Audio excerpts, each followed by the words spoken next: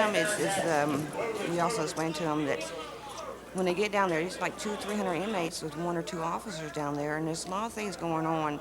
It's more intimidating to the kids with all those inmates around and hollering and whooping up at these kids, and then we make them turn around, and these inmates, it's not a scare tactic, it's a reality. So we can let them know that this is the facts. They don't want to come here. Which one of you guys want to come in my house? Which one of y'all? You want to come in my house? I want I get complete satisfaction of knowing that I helped one kid out of thousands and thousands. If I can look into that kid's eyes, when I get up in front of him, in front of all those people screaming at him, and he looks at me, and a tear comes out his eye, or he shakes, and I ask him, do you hear what I'm saying? Do you understand me? And he says yes, and I know if he's lying or not. You can tell. It just washes my spirit completely clean. It makes me feel that I've gave something back to people that I took from when I was out there and didn't listen to nobody that tried to help me. I'm that person that tried to help me. It's satisfaction. I've seen a lot of stuff what I never seen before, one thing, and heard a lot of things I never heard before, what the guys was telling me. And that ain't the life you want to live, like they were saying. When you don't connect, it feels really bad because you see, you know what's going to happen. You can see that they're going to end up going out there and hurting somebody or hurting themselves, and it's just like you just want to yell at them. Can't you see what's happening? Can't you see your future?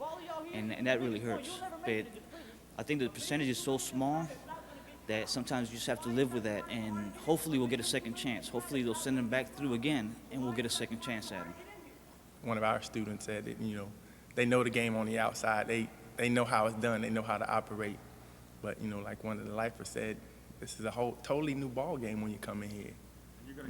And I think that's going to change the mindset for them to know that, okay, you may know what's going on the outside and know how to work that, but when you come in here, it's something altogether different. Bleeding out my mouth. The same people who did it to me, they were kicking me, they were laughing, they were spitting on me. It was fun. It was excitement to them. Turn the corner, run to that also. Let's go. Get up here. Get up here. Get your toes in it. Close them up, man. Close them up. Move it. Stop right here. Face the right. Right there. Face the right. Do not touch my wall. Get away from my wall. Get away from my door. Get us together. Hands down by your side. Get us together. Hands down by your side. Man up here speaking to you. You follow me your head nod. Today, they took us to the boot camp. Now, to me, that was effective, number one, because the guard actually had the students to do some of the things that their students do here. Your face. When I tell you to roll, I want you to roll to your right. When I tell you to roll, I want you to roll to your left. You better roll. And roll. Keep rolling. Roll to your left. Roll to your left. Roll to your left. Keep rolling. Keep rolling. When you have to do something that's reality, that you might have to do later if you don't make a right choice, that's life-changing.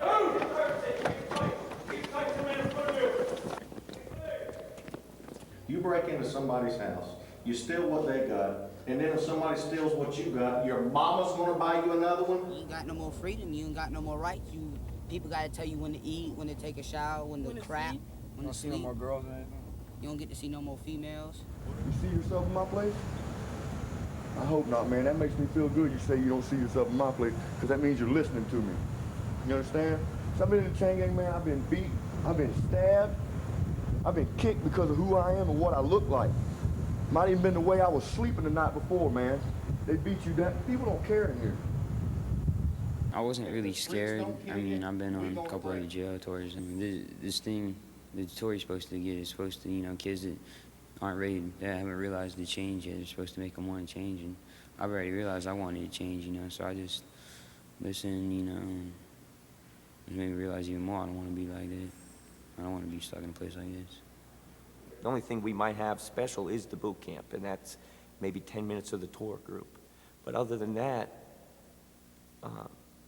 if these other institutions have a lifers group that has the heart of this lifers group, then they can accomplish the same mission. The officer's job is not that difficult.